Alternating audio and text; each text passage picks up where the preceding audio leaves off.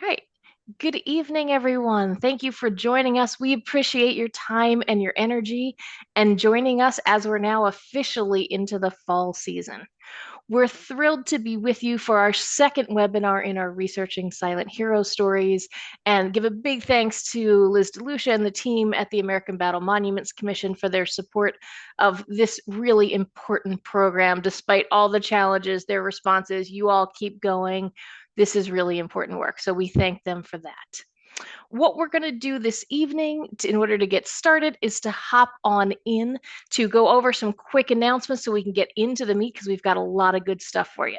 All right, couple things about housekeeping. Number one, Google Classroom is sending you an email right now that your webinar is late. Don't worry about it. We'll take care of it tomorrow. You've got access to the Q&A box, and we've got live captions going. If it helps you, great. If it bothers you, hit the live CC button. You can toggle it on and off. Just like before, we'll do our survey at the end for attendance credit and post everything tomorrow to Google Classroom so you'll have access to it. Our goal in this month is to work on Homefront and community. The organizers are due on December 5th. So we had to make a decision to do like before Thanksgiving or after Thanksgiving. So we've pushed this group to after Thanksgiving. Make sure, just like last week, hit that mark is done button. That lets us know you're good to go. We've requested all, excuse me, all of the military files. We'll talk more about a little bit about that later. But our goal is to launch Module 4, where we will start researching military experience on December 5th. All right, that's enough setup. I'm going to go ahead and pass things off to Christopher Hamner. He's going to jump into the history side, and then I'm going to challenge his history side tonight. It's going to be fun. Thank you so much, Ms. O'Hara. I want to echo your gratitude to ABMC for their incredible support of this program. I also want to thank everybody who's out there. We know that you have really busy schedules, and we're really delighted that you've taken time out of your fall and time out of your week to join us with not only the research that you're doing, but also the webinars to kind of learn a little bit more context. Tonight, the focus is on Homefront. So, what the war looks like and feels like to the people who are not actually out on the firing line, the families from which your silent heroes come and the communities from which they come. And it's challenging to look at the major conflicts of the Second World War in the United States because they're all so different. So one of the things your silent hero is probably linked to one of these particular conflicts, but you might pull some things tonight from the other conflicts and think about how your the subject of your research, how their experience was the same or different depending on when and where and the context that they served. One of the things that I'm going to try to emphasize tonight is the very different kind of conditions and terms of these conflicts and how they're explained to the American people. My half is going to talk a lot about kind of top-down stuff. So a little bit of what you might get in a textbook description of these conflicts. And then I'm going to hand things over to my teammate who's going to talk about the way the war looks and feels in families and households. And one of the things that I think is great about that twin approach is you see how different things look. The government is putting out big messages about policy and ideology and what the war means and what the government expects of its citizens. And all that, I think, is a really important part of understanding what's happening. But these things often feel really different to individual families and households and communities and cities because there are other things going on at the same time, too. And I think a really deep understanding of where your silent hero comes from and what their experience was like wants to balance a little bit of each of those. So some of the big picture and some of the intensely intimate and personal. So I'm going to talk a little bit about big picture. And one of the things that I've been using successfully in my undergraduate survey classes to help make useful distinctions here is the distinction between limited wars and total wars, which is just a way of categorizing things that may illuminate some part of the research that you're doing. What do we mean by limited wars? When you hear a military historian talk about limited wars, they're usually talking about conflicts that are limited in a variety of ways. The overall goals are limited. the mobilization of the society is limited. The things that the country is willing to do have some sort of limitation. I would look at, for example, the war that Russia is waging against Ukraine as a sort of limited war. And that doesn't mean that it's not incredibly destructive and deadly, and it doesn't feel very complete to the people who are caught up in it. But the goals, the mobilization, the means all have limits. There are boundaries. Total war is sort of the opposite of that. The goals, the mobilization, the means that the government is willing to use are all unlimited or very nearly so. I would argue for the United States in the 20th century, the Second World War is really the only war that is far out towards total war, and that the other three conflicts are much more limited. But an idea that I'm going to leave you with tonight is that this is not a kind of binary thing where it's either uh, limited or total, and it's like a light switch, but rather kind of more of a spectrum, so that you can, a particular conflict can be further along towards one end, more limited or more total. And that because we're studying history, and because history is the study of change over time, some conflicts will begin on one end of the spectrum and will intensify over time. When I think about limited conflict, I think about what is it that the government is telling its citizens? What is the government asking of its citizens? What are the things that the government feels justified in demanding? And so one of the sources that's really useful to get a sense of that relationship between the government and the governed is to look at messaging. The 20th century conflicts are really useful because there is a lot of official government messaging, propaganda. And if you're a teacher, these are great sources to use with students. They're really fascinating.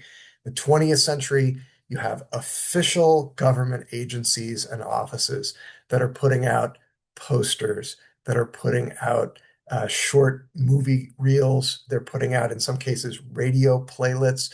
They are giving scripts. The two images you see on the left-hand side are pre-written speeches that are 4 minutes long that would be circulated to well-known local people, so like the town mayor or the pastor of the biggest church, and they would be enlisted to deliver a 4 minute speech about the war effort to their neighbors. So there's interesting ways in which the government is trying to reach out and kind of uh, influence what people are thinking about the conflict and the way that they're thinking about it. What are they being asked to give up? What inconveniences are people at home being asked to endure? And how is the government explaining the necessity of that? In the First World War, it's surprising to me when I look at images like this one to see the government making a long and kind of long-winded explanation of why sugar rationing is important. It's this amount. We have to limit ourselves to that amount so that we can provide a ration to these other allied countries who also need sweeteners. Like there's a lot of information there. We're going to see over the course of the First World War and very definitely in the Second World War that these messages are getting a little bit more elegant. They're getting a little bit more, um, they're moving away from overly wordy messages into simpler, more emotional messages. They're using graphics and design better. I'm a big fan of the World War I propaganda poster on the left, eat more cottage cheese, which is a tough sell under any circumstances. But look at how much detail they've got about, a certain amount of cottage cheese will replace the protein in these farm animals that you can send off to the government for recipes that use cottage cheese. On the right, there's a recruiting poster for the Navy that I think is kind of embarrassingly clumsy. This is not, I think, a professional ad firm's design. This is a government bureaucrat who's asked to draw something up. As the war drags on, you see the government getting a little bit better at using color, at using artwork, at trimming the text of the messages down, like Here is what we are asking of the people at home. Here is why. And the messaging is a little more subtle, and I think it's a little more effective. Uh, War savings, food is ammunition, don't waste it. The message on the right is about um, labor management relationships, all things that the government is encouraging Americans at home to do in order to keep the war effort going smoothly. One of the things that's interesting about this is it doesn't talk at all about the fact that there is a war going on across the Atlantic. It is just talking about protein substitutions. Some of the posters that come out as the United States gets more fully involved in the First World War are making a much clearer emotional, ideological case for the necessity of American intervention. So people at home are being told through posters like the one on the right why Americans have to go into harm's way.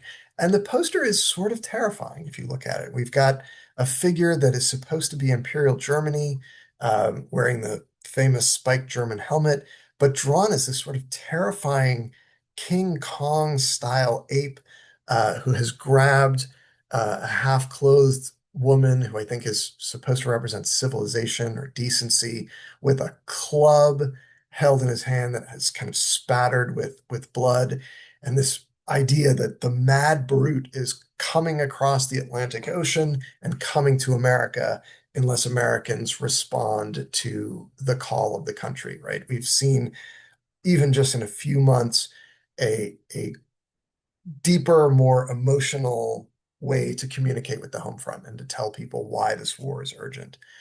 The Second World War, which will follow just 25 years after the Great War, is I think the closest example that we have in the 20th century of America mobilized to fight a total war. And that's going to really matter to the people at home because, again, what the government is asking them to do, what it expects them to do, how it explains to them the necessity of the sacrifice is much bigger. One of the things that the government doesn't have to do quite as much of is explain why the United States is fighting. The attack on Pearl Harbor is a kind of galvanizing event in December of 1941, and it is going to lead towards a mobilization that the United States had never seen before and has never seen since. The country was in the throes of the Depression in the 1930s. By 1942, American industry is up and working with single focus on producing materiel, supplies, and equipment for the war effort. The photograph on the lower left is one of the massive assembly lines that was churning out American B-24 bombers. You can see the upper right-hand drawing is a blueprint schematic of the Willow Run plant, one of Henry Ford's plants in Michigan, that was churning out bombers at a rate of 1 per hour by 1945. So we are talking about an economy, workers who had been kind of mired in unemployment or underemployment for more than a decade. Suddenly, everyone is going back to work. 70% of the American workforce is working directly in war industries by the end of World War II, and something like 2/3 of the remainder are working to service those war industries. So if you're not working directly for, say, the B-24 bomber plant, you might be building or making things that help it run. You might be bringing them lunch or providing parts to keep the machinery running. So there's a massive mobilization that we don't see in any of these other conflicts. And Americans are earning wage for the first time for many of them in years, considerable wages because these factory jobs are highly paid. And they're being asked to turn around and put a lot of that money right back into the war effort. So we've got more government messaging about you're earning money, but you need to turn around and put that money back into savings, buy war bonds, bring troops home faster. And so we've got a kind of total mobilization of the population at home and the expectation that everyone is going to sacrifice, everyone is going to do without, everyone is going to contribute. Many of you will be familiar with the idea of rationing, which is widespread in the United States by World War II. And rationing just means that the government determines how much of particular scarce resources every person and every household can consume. So that when you purchase things, you have to not only surrender the money, the cash value, but also ration coupons. And depending on how big your household is, you are entitled to a certain number of ounces of meat per month or a certain number, pounds of sugar or gallons of gasoline. And all of that, again, things that the government is telling the home front, you have to do without these things so that we can make the war effort run. Some really interesting images. And here is the place where I think the government has gotten very sophisticated in their messaging and uh, very shrewd about the way they blend text and the way they blend images to get these messages across in ways that are much less wordy and I think much more direct than we were seeing 25 years ago. I love the one on the left. We've got a kind of upper class or upper middle class woman. She's married, she's nicely dressed, she's out carrying her groceries. And then behind her, in the kind of shadowy figures, we've got a long line of marching American GIs. And the text is the thing that connects them both together. I'll carry mine too. Soldiers out in Europe are being asked to carry their packs, their equipment, their meals, their rations, their rifles. People at home are being asked to carry their things. You cannot drive your car the way you could in 1938 to do your shopping. You're going to have to be inconvenienced and do it on foot because trucks and tires must last till victory. All of these consumer products, things that would have been easy to purchase before the war, now have to be directed to the war effort. And that over and over again on the right, you see it more like the government telling people you have to give these things up in the greater spirit of common sacrifice. This is total mobilization. The government managing the messaging, telling people what is expected of them, telling people why it's expected of them. The United States government, through the Office of War Information, goes to pretty extraordinary lengths to try to educate people about what the war is about. There's a great series of films. There are 7 of them in the Why We Fight series. The government is savvy enough to know that federal bureaucrats don't know anything about movie making. And so they go out to Hollywood and they recruit some of the most famous directors of the day and enlist them in the war effort to help explain to the regular American public what Nazi Germany is, what Imperial Japan is, what fascism is, and why the United States is going to have to go to war, and perhaps a long, painful war in order to destroy these ideologies. The uh, Library of Congress has all of these films online, and they're between 30 and 60 minutes each. There's 7 of them. They're really interesting watches too. If you want to have something on in the background while you're folding laundry some night, you can imagine exactly what an American in 1942 or 1943 is being told when they go to the movie theater by their government about why the war needs to be fought. On the right, you see Norman Rockwell's famous Four Freedoms paintings. So a series that's commissioned by the government to explain to regular people who are buying stamps in the post office or who are waiting for the bus what the war is about. Why are American sons, husbands, brothers, fathers being sent off to faraway places? And why are Americans at home being asked to sacrifice creature comforts and conveniences, go to work in unfamiliar jobs? Like all of this is part of a massive government message about why the war is necessary. Part of what I detect in this much more total vision of the war is the kind of things that the government feels entitled to intrude into. There are some great political cartoons from the children's author Dr. Seuss that are talking about managing the labor force and breaking down segregation. Now, this is not an official government message. This is Dr. Seuss, a private citizen, but it's very consistent with messages that you see in official government propaganda, pamphlets, leaflets. And here we've got a mobilization that's so total, the government is getting involved in who is going to do what kind of work. World War II will see, hundreds of thousands of American women leave the house for the first time in many cases to work outside of the home. And in some cases, they'll be working heavy factory jobs that would have been seen as too manly, even 5 or 6 years previous. And here's the government talking about this kind of work is okay for you now. It's okay to be a woman and doing these things. You can still be feminine. You can still be, you will not lose your romantic appeal, and you'll be committing something useful to the war effort. And that's just something you don't see in more limited conflicts because there is not this sort of permission for the government to be that intrusive. I love kind of looking at all of the ripple effects that this has, the second and third orders, as the government is telling women, you can do all these things, but also then I think being very nervous about what it would mean if they had a lot of women in factories. And there's some nervousness here in this poster. All of these, of course, designed by men. We have to tell these women when they're at work not to gossip, not to smoke in the bathroom, not to fix their makeup, because we all know that's how women are.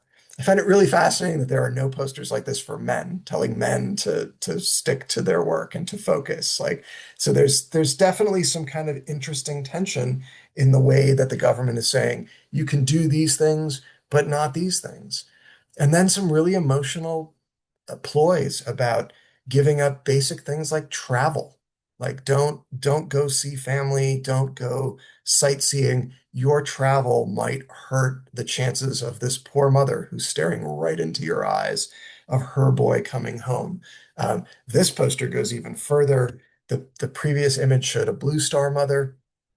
This poster shows a gold star banner, which means a loved one has been killed in a combat theater. We know it's a sailor because we see the kerchief, and then the little cocker spaniels like looking into our eyes. I think, sadly and maybe accusatorily, kind of somebody said something and it cost this family a loved one. I mean, this is a kind of mobilization that I think is only justified by the near totality of the conflict.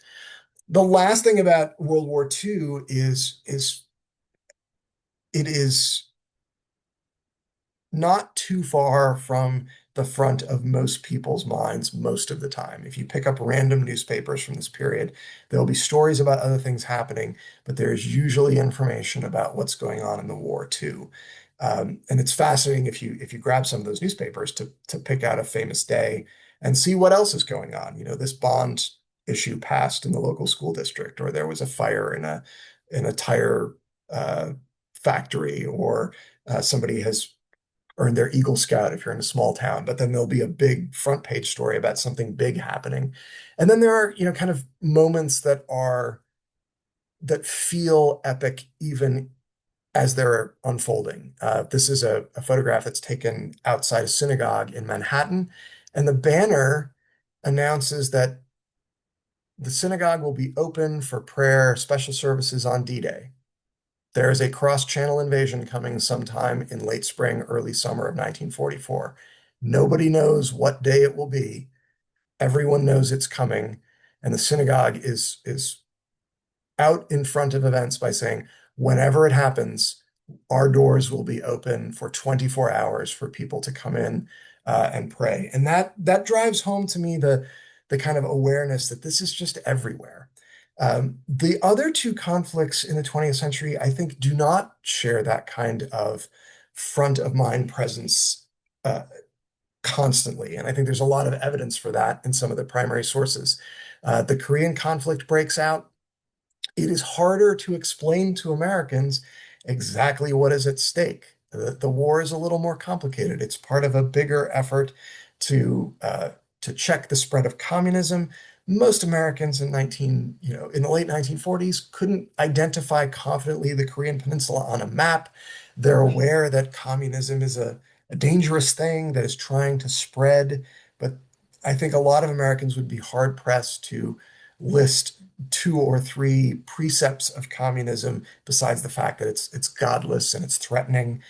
And the government, particularly like the executive office, Harry S. Truman in this case, are trying to explain to the American people why they are going to have to mobilize to a degree on the home front, but it's just harder to explain. There is not an attack on Pearl Harbor that galvanizes everyone's attention. And so instead, we've got in 1947, Harry S. Truman's statement of a blanket policy of containment. But it's sort of, in some ways it's aspirational, but in some ways it's kind of frustrating, frustratingly vague. We must support free peoples who are resisting attempted subjugation by armed minorities or by outside pressures. We must assist free peoples to work out their own destinies in their own way. That doesn't give the kind of specifics that Americans were getting in 1943 in the context of a much more total conflict. Uh, President Roosevelt was able to go on the radio and say, the terms that we are going to deal with the Axis power are the ones we proclaimed the previous summer. Unconditional surrender. That is what we are fighting for. And the message is clearer because the war is clearer. What vital issues are at stake are clear in World War II in a way that they're not in the Korean conflict. It's not clear to every American what losing part or all of the Korean Peninsula would jeopardize in America's sort of national interest. And so the war is a war that is much more limited. The goals are limited, the degree of mobilization is limited, the means are limited. In the World War II years, which remember are just half a decade before the Korean conflict, the Blue Star banners were ubiquitous in most American neighborhoods. I mean, I read stories where people say you could walk down the block and, more than half of the households would have at least one star hanging in a window because the mobilization is so massive. 14 million Americans going off to war. The same is not the case in the Korean War. This is Life magazine, which was one of the highest circulation weekly publications. They're actually covering, along with Hollywood doings on the cover, they're covering the Korean War in a couple of issues. This is one from December of 1950, and you see on the right, the headline is "What Mobilization?" Kind of like, are we really at war here? People who had lived through World War II didn't really register what was happening in Korea because it's happening on such a smaller scale. This is one of my favorite primary sources from the Korean conflict. It's the October 1951 issue of US News and World Report. And this update on what is happening in Korea refers to the conflict as the Forgotten War. And the first time I found this page, I was just agog because the war is still going on. And what it must have felt like to be at home with perhaps a husband or a brother or a husband off fighting this war, that as it is still happening, magazines are saying, well, it's already been forgotten a little bit. That is not a thing that happens in World War II. Nobody thinks in 1944 that World War II is a forgotten conflict. They feel really different. And the degree of mobilization is much more limited. There are a lot of fights at the presidential level and in the court system about the degree to which the president can use legislation to declare emergencies and mobilize certain parts of the economy and certain parts of industry. And we see a lot more tension between labor, management, and the government. And again, I think this has a lot to do with a much more limited war, limited goals, limited means, limited mobilization. The total expenditures are just vastly different. That huge spike here that you see on the left is World War II, and then a massive drop afterwards because we are not fighting total conflicts like that anymore. And lots of political cartoons that are highly critical of the president, of Harry Truman, and accusations that he is using this conflict to grab more power. Again, not something that we see in a much more total effort like World War II. The the war is just harder to talk about to Americans because the end aims are limited. How will we know we've won in Korea? There is not going to be a moment like the one that ended World War II where the defeated enemy is brought on the deck of a battleship and compelled to sign a surrender agreement. And we see something, I think, very similar in the conflict in Vietnam, which is limited in ways that are much closer to the Korean conflict than to World War II. And I'm struck by the fact as I go back and I read accounts of American soldiers in Vietnam, how this was surprising to them because many of them had grown up on the war movies and the war stories of family members and older relatives who had fought World War II. They expect that they're going to get a particular kind of conflict, and it's really informed by what they understood their parents' generation went through. And then what they get is really different and really frustrating to them in many ways. The means are really limited too. By the 1960s, the United States is a nuclear armed superpower. And this political cartoon, I think, is kind of making light of the fact that the United States, with its planet-destroying hydrogen bombs, still cannot uh, compel the North Vietnamese to do what they want. And the war is limited, thank goodness, by the way, but the United States is not going to apply all of the tools that it has. The other thing that I think is really useful to think about the experience of the Vietnam War at home is how some newer technologies affect the way that people far away from the combat theaters learn about things. Television was not invented in 1960, but it had become ubiquitous by then. Virtually every family has television, at least one at home. Color TV is almost everywhere. And that means that people are getting up-to-date news about what is happening in Vietnam right in their living rooms. And in a lot of cases, the images that they're seeing are very disturbing, horrifying even. And they are delivered into your house, into your living room in a way that did not happen, at least visually, during World War II. And I think some of those, the ubiquity of those images and the disturbing nature of them explains a lot of the sort of backlash at home against the Vietnam War effort, that people did not want to fight this war and understood it in a different way than the previous conflicts. This is a really interesting political cartoon that you might have picked up in Schenectady, New York, or uh, Oklahoma City, that is talking about America needing to be careful about getting more involved in Asia, that this is the beginning of spiraling down uh, some sort of vortex. And again, in World War II, they don't have to talk about these things because there is a widespread understanding that what they are fighting for is necessary and critical. Robert McNamara, Secretary of Defense, is reflecting on all this, I think, in the 70s by talking about how Americans are seeing images of the America's superpower killing or seriously injuring 1,000 civilians a week. It's not a pretty picture.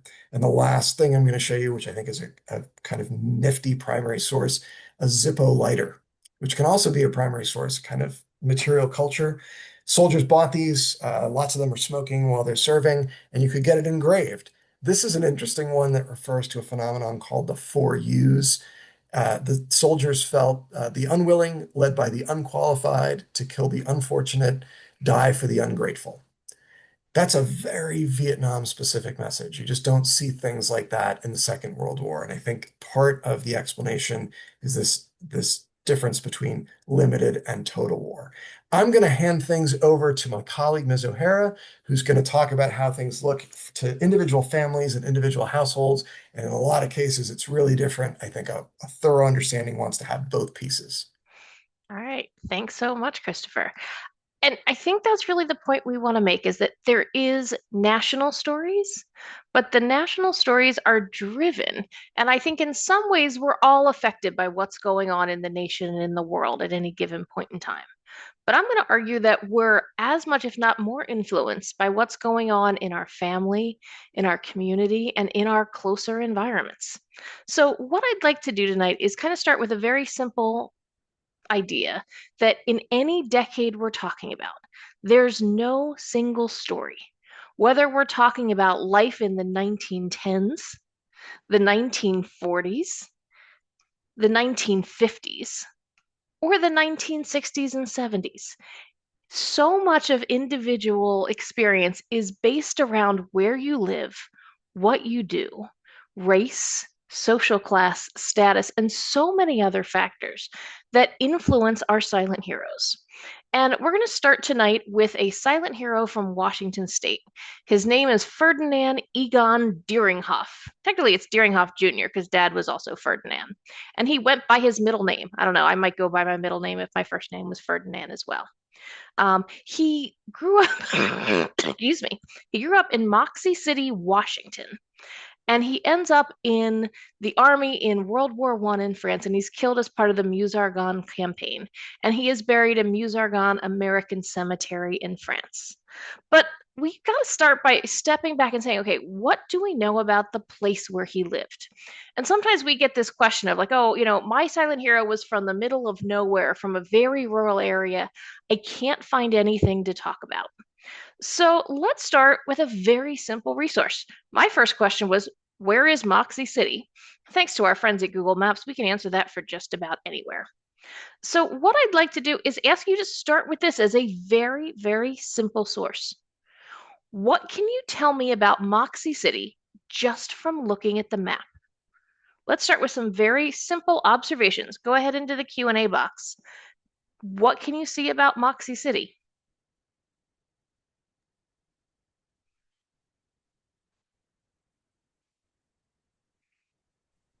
I love this picture of him on the left too. I think it's just a beautiful, beautiful picture. But what observations do we have about Moxie City? All right, I'm seeing isolated, north of the Columbia River, rural. Hmm. It's part of an Indian reservation, question mark. Possible. Near an Indian reservation, reservation. Okay. What other clues about the geography or the topography? I was a geography minor in Elevated college, area. y'all. I'm just saying, I really like this stuff. Elevated area, question mark. Okay. What can we tell just looking at the colors of the map? What do we think this is designating here? Mountains, question mark. Okay. We can definitely see some mountains. We can see some of those snowy peaks. But what's the Water, difference mountains, a dry area. Okay. Rugged terrain, dry, arid land. It looks a lot drier, a lot more arid than if we go further west, closer to Forks and Astoria and Olympic National Park, right? So this is where we're setting our place in. So given just this map, what questions can you generate? What might you want to know about this place where Ferdinand Deringhoff grew up?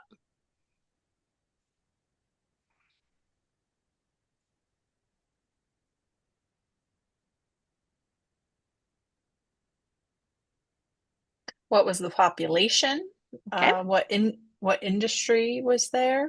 Mhm. How do people make money? No matter where you live, you got to make money somehow. Was he part of a tribe? Did they Mhm. farm? What kind of work did people do? Mhm. Was there an area rich in mineral resources to use for the war? Mhm. Schools? Did he interact with the Native American reservation or perhaps have ties to the Yakima? What access to goods and services did they have? Mhm. Lots of great questions. And I'm going to encourage you when you find a source. I think sometimes as adults, we're like, yep, map, that's where he lived. Slow down and ask some questions because I think you might give yourself some interesting research pathways. And we probably can't answer all of them, but we can learn quite a bit. All right, let me give just a little bit of background and context. So, where we are with our story on Ferdinand, because we'll give you his life before the war. He was, like somebody mentioned before we got started tonight, one of seven children, four girls and three boys. He was the oldest boy, but not the oldest child. And the family, the parents were Verena and Ferdinand Sr. And Ferdinand had immigrated from Germany. So, no, he was not part of the Yakima tribe, but was an immigrant. And with these seven children, they were very involved in Holy Rosary School. So we've got a very strong Catholic family here.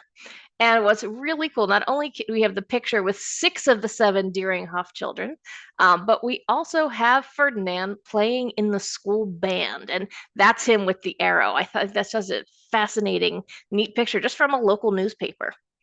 Mentioned his father was from Germany, and the family spoke both German and English at home. So he went to war fluent in German. And the father initially was a scientist who worked for a railroad company, but decided to start a ranch.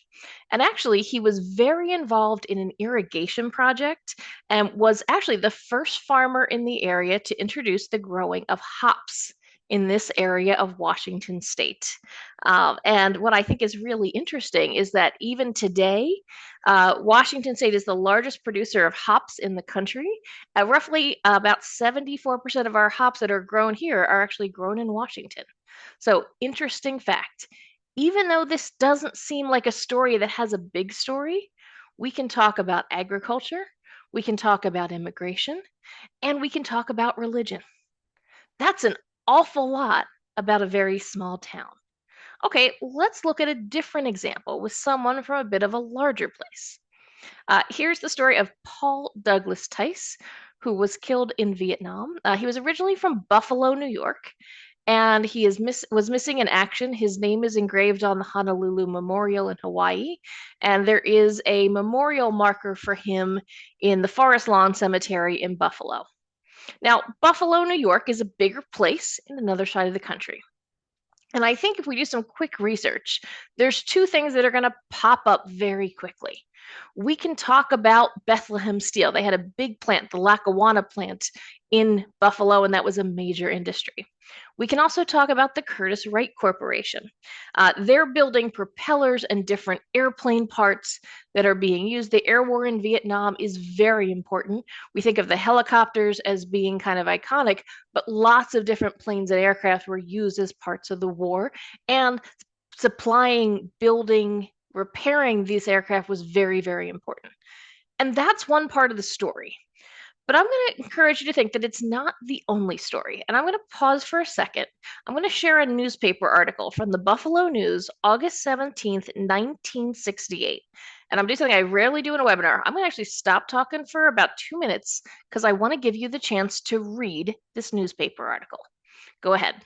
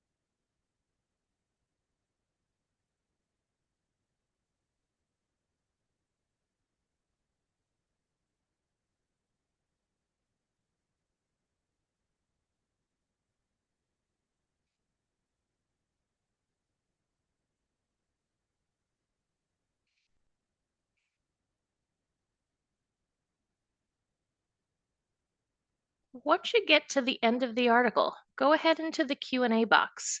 What's something you learn about Buffalo from this article?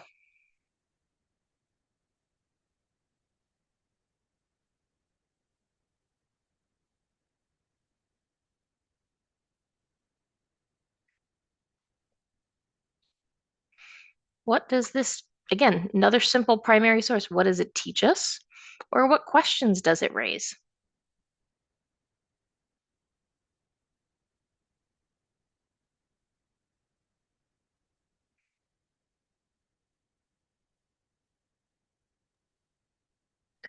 I'm seeing like lots of places that had conflicts over the draft.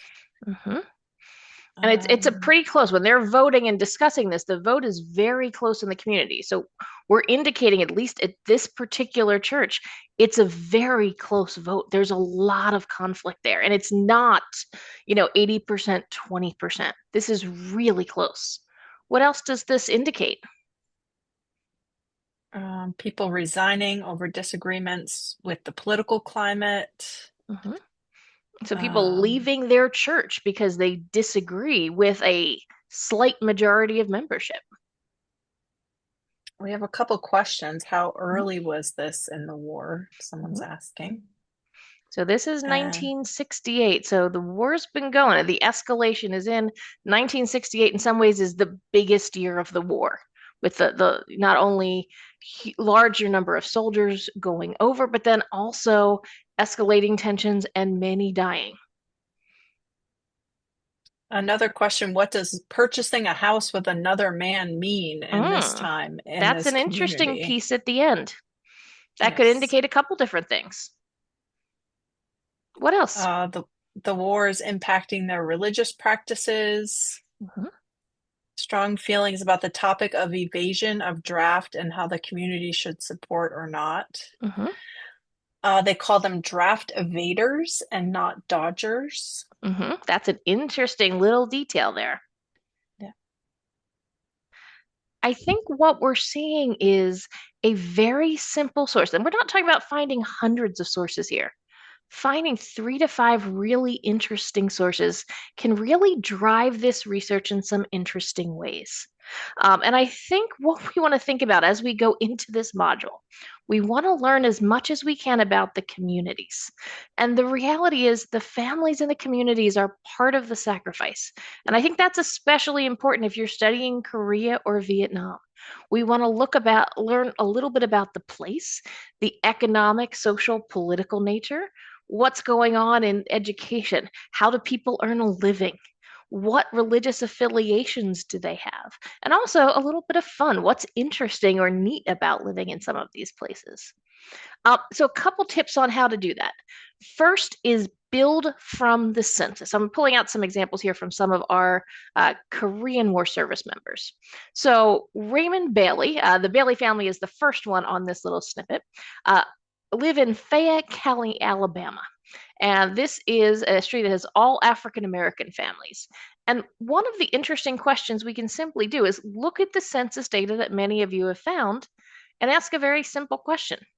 What can we tell about where they worked? And if you look down this list, Mr. Bailey and then everybody else on the street works either for the sawmill or the lumber company. And what I think is really fascinating, the person who's making the most money is a fireman. That made you twice as much money than being a lumber stacker. So that gave raised some interesting questions for me. And if we look, these families, these people who are working steady jobs. They're working most, if not all, of the year. And I think this can help us see and ask some questions about how are people making money. I'll be honest, when we encountered this, I didn't know that lumber was a major industry in Alabama in the early 1950s. So this is a primary economic driver. Look for ones you know and ones that maybe you're surprised at or didn't know. I think it's important in this module, we're going to really drive you to go find local newspapers because this gives you a sense of what people are talking about around the dinner table, what people are talking about while they're on the bus. Couple different pathways to do that. Chronicling America from the Library of Congress is great, especially for those of you studying World War I. Their sweet spot is about 1880 to about 1920. Check that out. For those of you who are looking at the later conflicts, use your newspapers.com subscription. That comes at no cost with your Ancestry Classroom subscription. We've talked and helped a couple people who've had some problems. If you can't get to Ancestry and newspapers.com, please reach out to us. Let us help you. Also, check in your community. What's available, particularly through your local library or your state library system, to look at newspapers in your area, especially if your silent hero is from somewhere close. Also, if you went to a major university, check out their alumni source.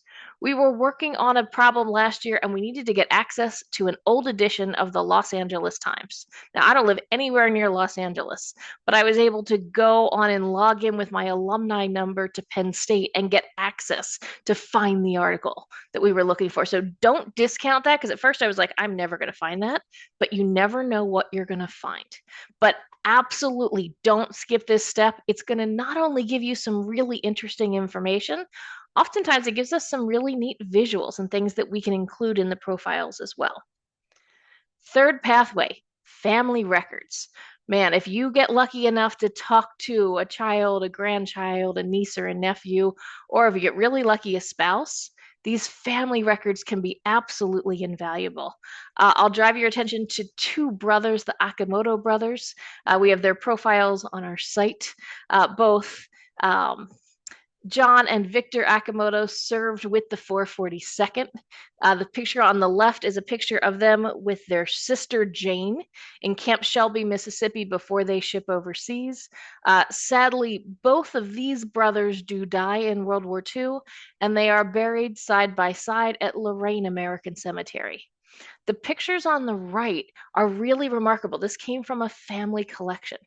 This is the third brother who survived the war. His name was Ted. He has his own fascinating story that ends up, long story short, becoming one of Douglas MacArthur's personal photographers in Japan at the end of the war. But this is him with his mother. His mother's name was Mary. She was known as Mickey. And they are there the day that Lorraine American Cemetery was dedicated in 1960. So Ted brought his mother over to be there on that day. And I think those images are absolutely poignant and breathtaking. And I can tell you, if you ever have the chance to go to Lorraine, the cemetery looks exactly the same. The trees are just taller. Fun fact, Ted actually ended up his life as a teacher. He was an art teacher and he did most of his career as a Dodia teacher, teaching American kids overseas in Germany, in West Germany. So, interesting fact. But if you reach out to family, see what you can learn about what they know about life in that time period. Also, some other examples from some of our Korean War service members. Think about community records. What might exist about a religious organization, about a school, about a town? Some of our silent heroes were athletes, right? Arthur Anich served in the Korean War. He was a football player and he was a wrestler for Marquette University. So, are there records that exist? In this case, this was a family photo, but the university archive was able to pull some things to help this teacher. One of our other ones, Tommy Hema, was a beach boy on Waikiki Beach, and these are some photos. This was a job he had that his dad had before he ended up in the service and serving in the Korean War. And also, what are the ordinary places? Where did they live? This is the farmhouse where one of our James Cavaniss Brown grew up, one of our silent heroes. What was life like living here and growing up here? And literally, the teacher figured it out on a census and took a drive and snapped a picture. But I think that picture is worth 1,000 words. As we work through the research process, it's exactly the same. You want to identify and analyze that source, save a copy, put the info in your research organizer, and cite it. Just like before, we've given you some prompt questions to get started, but don't be tied to them. Flesh things out and tell us more. When you put your responses in there, make sure you put them in your own words. If you have to put a quote, put quotation marks around it, but don't copy from somebody else's website. Tell us what sources you used and link to them, either link to the file or link to the source on the web. We also have space for additional information. You might go on a different direction that isn't covered. Trust me, there's nothing about growing hops in that organizer. Go for it. Add it in and ask your questions. That helps your research mentor give you ideas and suggestions. Also, with the bibliography, remember, cite as you go. It will save you so much time and heartache later. And we've got models here. Literally, take the model, copy and paste it over, just change out the info. Everything else will work. One quick note. When you use newspapers.com, there's an identifier number for an article. It will show up in the URL when you get to that article. Make sure to include that in your citation. It lets anybody using the database get right to that article. And it's really helpful down the road. Trust us on this one. All right, pro tips. Your research mentors are working your way through your first module. Do not get mad at yourself if you didn't do perfectly on the first try. If we thought everybody could do this perfectly, we wouldn't have a class to teach it, right? Learn from what you did, grow, build, be better. Don't get worried about it. Don't get frustrated by it. Second tip, we've got a little bit till the next deadline, right? We've got a good solid month, but pace yourself. Work a little bit each week. I'm going to be honest, if you're going to travel somewhere for Thanksgiving, turn it in before you go. Do yourself that favor. If you're coming to NCSS in DC in the beginning of December, submit it before you go. Then you can come and see me and say hi and not be hiding from me and embarrassed to talk to me because I want to meet you. Please, please, please do that. Help yourself and pace it out. Stay focused on the home front. When you get into newspapers and you start searching your silent hero's name and things start popping up about their military service, that's awesome. Save them, stick them aside. We're going to get to that next. Don't skip the newspaper thing. If you're having trouble finding things, that's a great excuse to reach out and ask for help or ask for a help session where we can do some searching together and see what we might find. And please don't get frustrated and just ask for help. We tell our students that all the time. And man, I got to tell you, we work with a couple hundred teachers a year, and teachers are tough with that. And they'll be getting frustrated and they'll say, well, I didn't want to ask for help, or I felt embarrassed. Well, don't feel embarrassed. We're all here to learn, and that's how we all learn. And it's okay to ask questions, and it's okay to say, you know what, I'm just stuck. What can I try? Where should I go? And know that, like, that's our job and they pay us to do it, and it's pretty darn cool. All right. Last piece I just want to mention here, we might need to make some adjustments moving forward. I don't know if you've heard, but the government shut down and it's causing a big pain in the butt. Now, all of the military records have been requested, and those requests are sitting in St. Louis. And we know some of them are pretty close to the front of the queue, but I have no idea if mail that arrived after the shutdown, what part of the mailroom it might be in. And I can only imagine what that looks like after this long shutdown. So usually we plan this schedule that knowing by December 5th, we'd have about 75% or more of the military files we requested. I don't know what we're going to have on December 5th. So you're just going to have to stick with us. We're going to work on a contingency plan, and then we'll let you know on December 5th what our time frame is. I promise you we're not going to make any time frame shorter. We may have to stretch out or adjust a little bit, but we'll communicate that out, and hopefully this is going to settle itself this week. Please, please, please, please, please, because this is tying up both of our programs because we know there's some amazing things waiting to come to you. So we promise once we've got it, you'll have it, but you're going to have to be a little patient just like we all are. And I am so not good at being patient. All right. We're going to go ahead and I got in just in 2 minutes before the top of the hour, which is awesome. So just like the end of any webinar, please take a minute, give us your feedback. Let us know you were here. Let us know what questions you have or where you're getting stuck. tinyurl.com/nhd-abmc-live. Go ahead and give us your thoughts and ideas, and we're going to open for live Q&A. So if you have questions about research, home front, life before the war, research strategies, History Day in general, I don't know, what's going on in the world, we're here to chat. We'd love to hear from you, so just pop into that Q&A box, and we'll start addressing them, but I'm going to leave my screen up for those of you who need the QR code.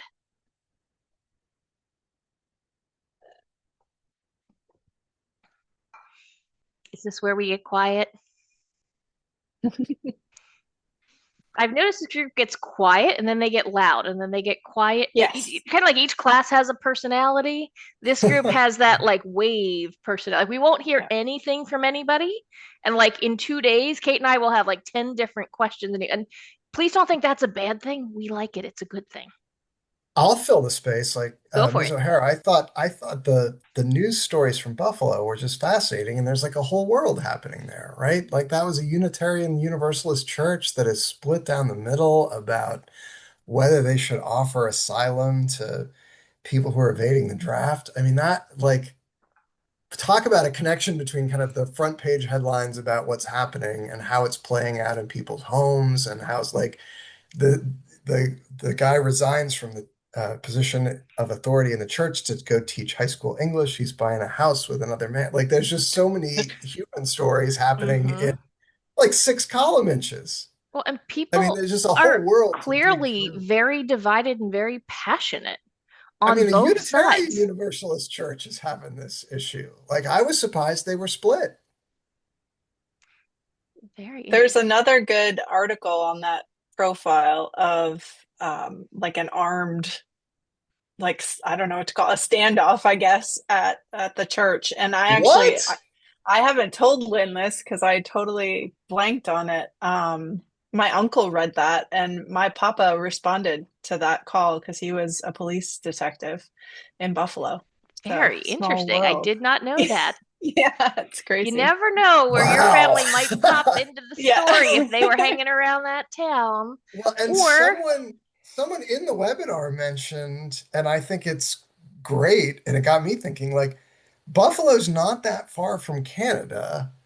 Mm. And so I know that a lot of people whose draft numbers had come up or who were worried that they might be called were just going to finish the trip if they could and sneak across the border and start a new life in Canada or try to claim asylum there. So that made it even more interesting to me. Like, maybe have an armed standoff in Tuscaloosa, but mhm. but Buffalo, wow.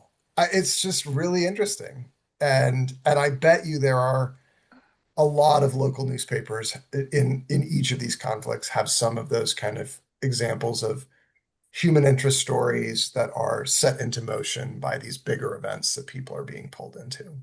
Well, and I think sometimes we assume, like we hear a thing like this particular church, and we make an assumption about the congregation being liberal or being conservative or what they believe. And actually, we find that there's much more diversity, and even in places where we wouldn't expect it. And I think that's really interesting. I think that's what makes history fun. People are so complicated. And yeah, I mean, really, and communities are complicated. And it's been my experience researching that often the kind of imposition of external stresses like wars or depressions or natural disasters sometimes heighten those complexities. Sometimes they pull communities together, sometimes they pull them apart, sometimes they do both simultaneously. Like it's just so fascinating. All right, we have a couple questions. Let's We go. talked long enough. So somebody asked, when I look at newspapers.com in ancestry.com, I only have access to the index. Send us an email so we send you the specific instructions on how to access it. You have full access to the basic version of newspapers, which should hit most of the ones within the US. But shoot us a quick email, and I'm going to get specific directions to make sure you're getting access fully to it. Another question. My hero moved after getting married. Do I research both Illinois and California?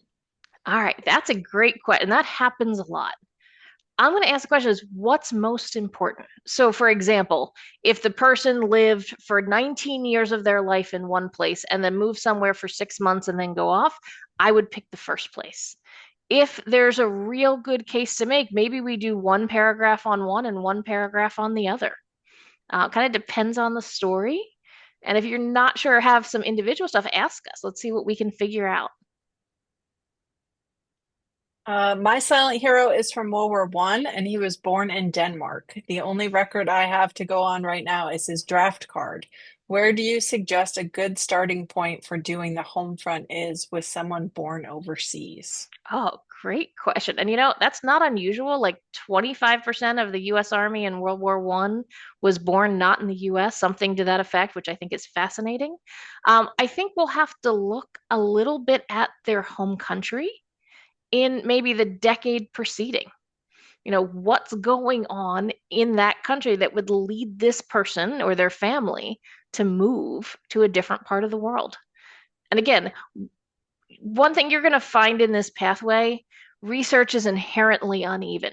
Sometimes you get a ton of information, and sometimes you get next to nothing. And if you look at these profiles and spend some time on nhdsilentheroes.org, you're going to see sometimes life before the war is like 3 sentences, and sometimes it's like 5 paragraphs. Same thing with the home front. Just be open to that and know that sometimes we kind of lovingly call some of these people our ghosts, that we just don't know too much. But anything we do know is great. And I'll say hang in there because sometimes those military files have some great information hidden in them that lets us know where they went to school, or did they have particular job skills, or did they have an injury when they were 10 that led to something else. So just hang in there. Hopefully, we're going to get some stuff that's going to feed a little more, but we only know what we know. Okay, 3 boxes of My Hero's letters have been donated to East A&M University Archives. Not yet Whoa. digitized. Yeah, wow. I'm going to visit their reading room. Any advice?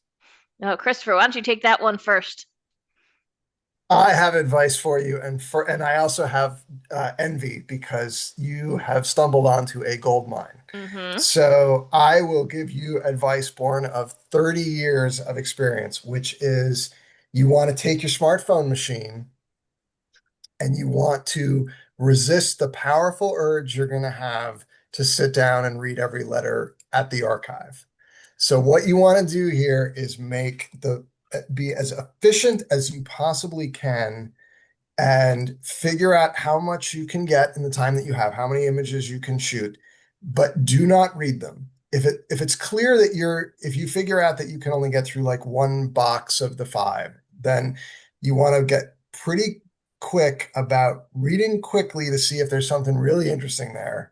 If there is, you take a picture and you move on. If there isn't, you keep moving.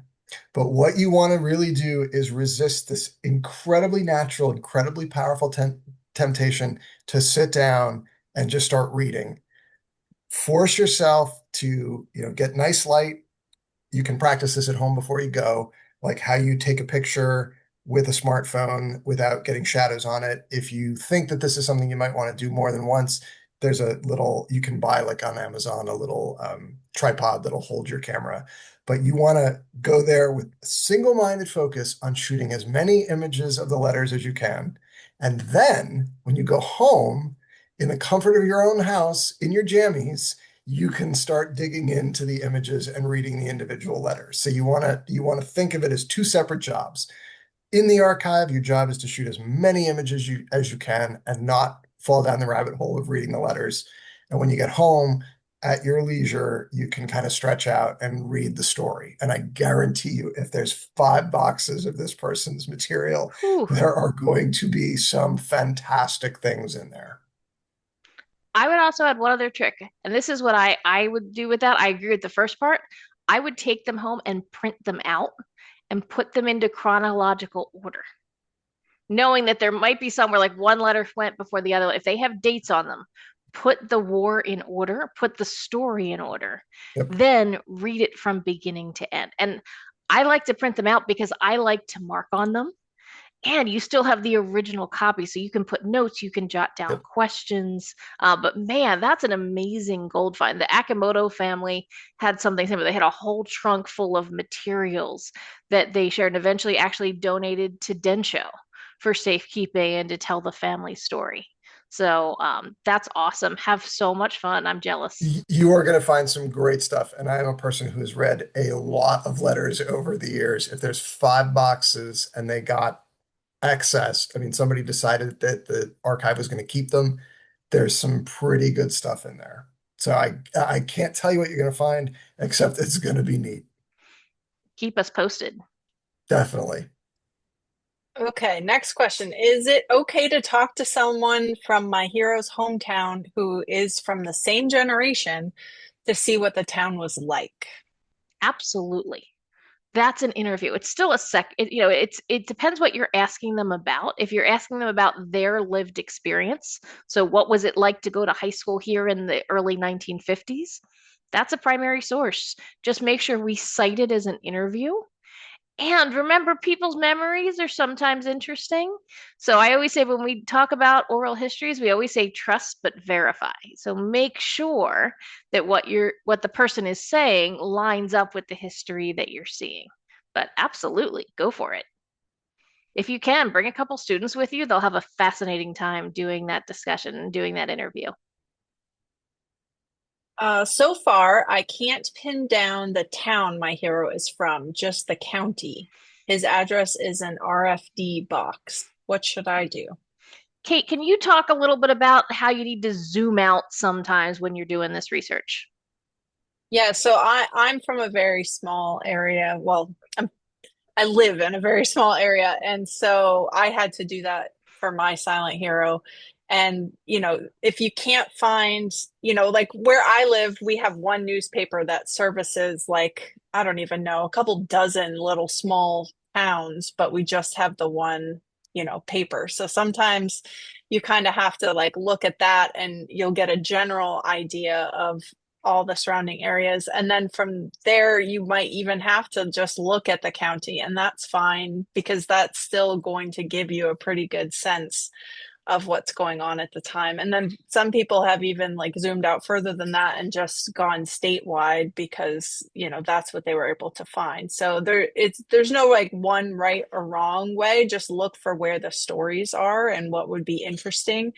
And I always like to think about it as far as like if I was showing this in my classroom to students, like what would students find interesting in reading the stories? Because we ultimately hope they'll be used and we want to capture their attention.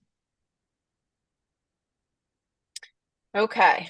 Knowing ahead of time that my local newspapers are only on microfilm at a state university, how best can I provide documentation? I would talk to a local librarian.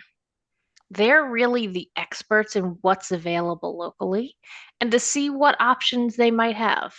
If there's an option to go and do that kind of research, great. If not, what other alternatives might be available?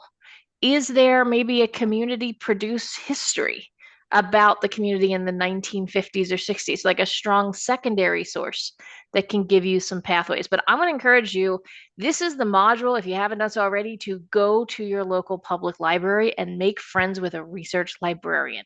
And I'm going to be honest, the older they are, the better they're going to be. Ask them about their collections, ask them about what they have, and don't be afraid to ask if there's something special or unique, because sometimes they'll take you to a back closet and be like, well, we don't usually bring these out, but, and then all of a sudden you have no, it can be really, really fascinating information. That is a great question to ask, and I just want to second Lynn's observation about the value. Like those archivists, they live with the stuff, the librarians, they live with the collections, they know them better than anybody. And a lot of them, in my experience, are just dying for someone to come along and be genuinely interested in what they've got. And so, yeah, is there anything that is unusual? Is there anything that you wish people asked for? Is a question I sometimes use, and people are Mhm. like, "Do you want to see some cool stuff?" It's like, yes, so I think I do.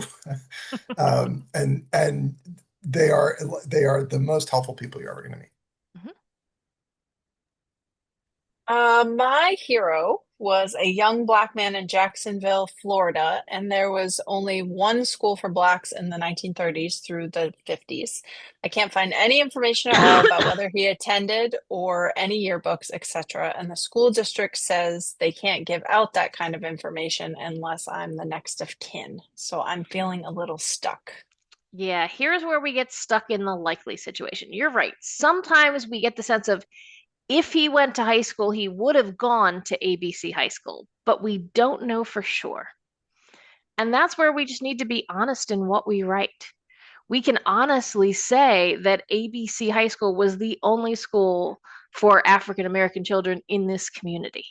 But we can't necessarily say that he went or he graduated unless we have proof. That's somewhere a military record might come in handy because if he did graduate or had 2 years experience at high school, a lot of times it'll have the name of that high school there.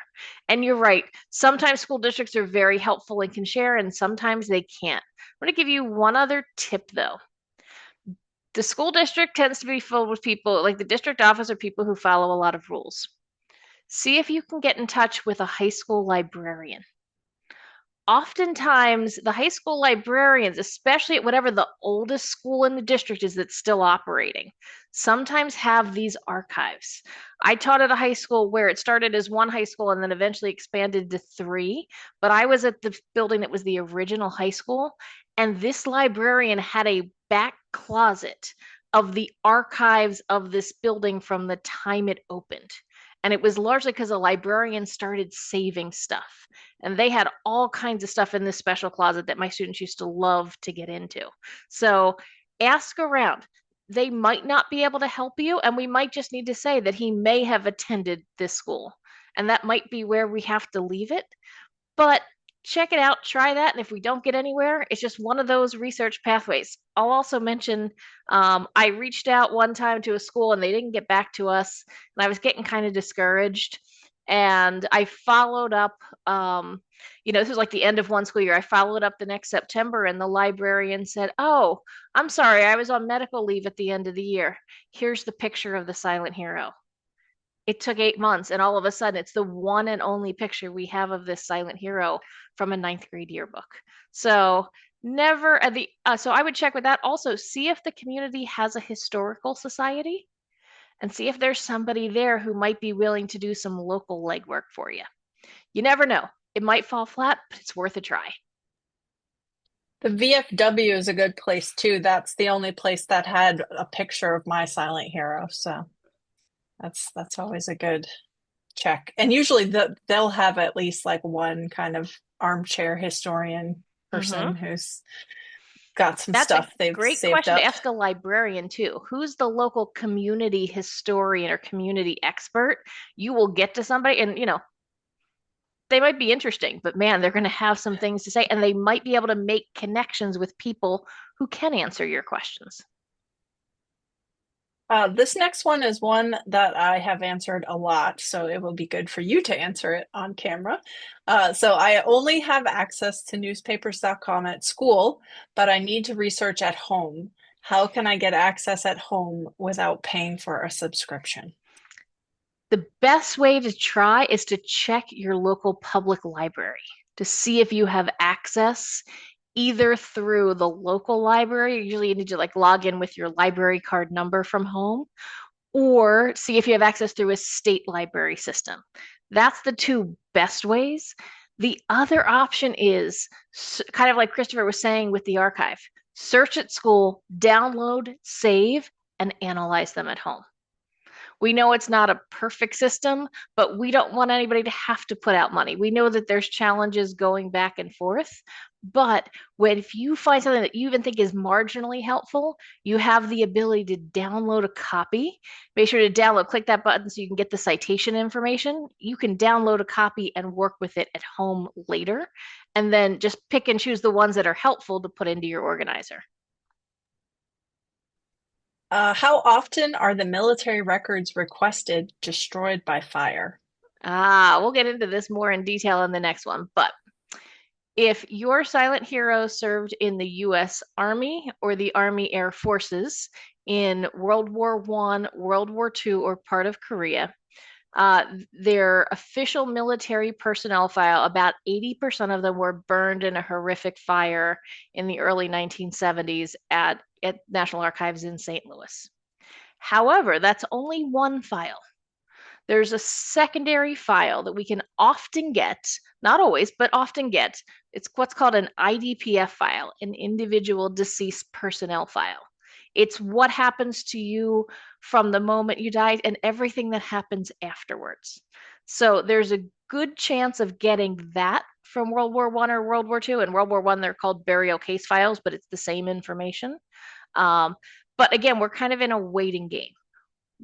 I can tell you not everybody's going to get a file, but we have gone through all kinds of hoops to try to get as many as humanly possible. And sometimes they send us letters and say, well, we can't find it. And we're like, go try again. Here's more info. We really do fight to get as many of these.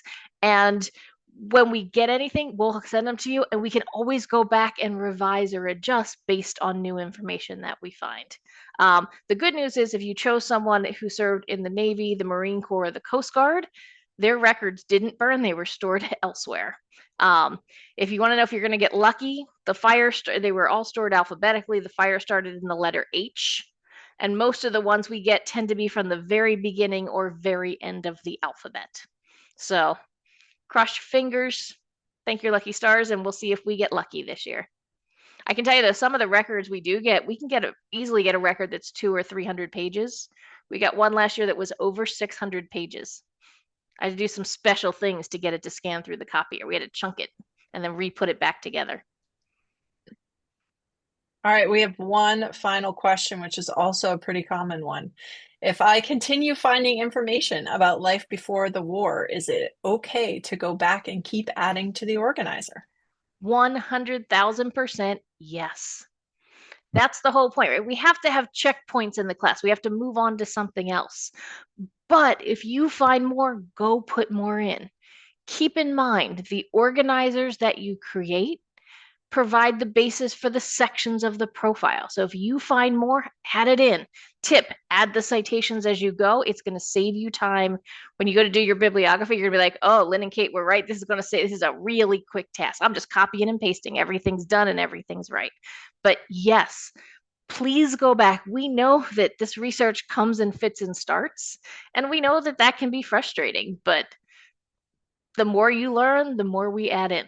And hopefully we're going to get a whole bunch more in the next couple months to add to all of them. Keep in mind too, we know that it's almost impossible to fill every line of every organizer. That's okay. Tell us what you do find, and then we can see if we can help add anything else.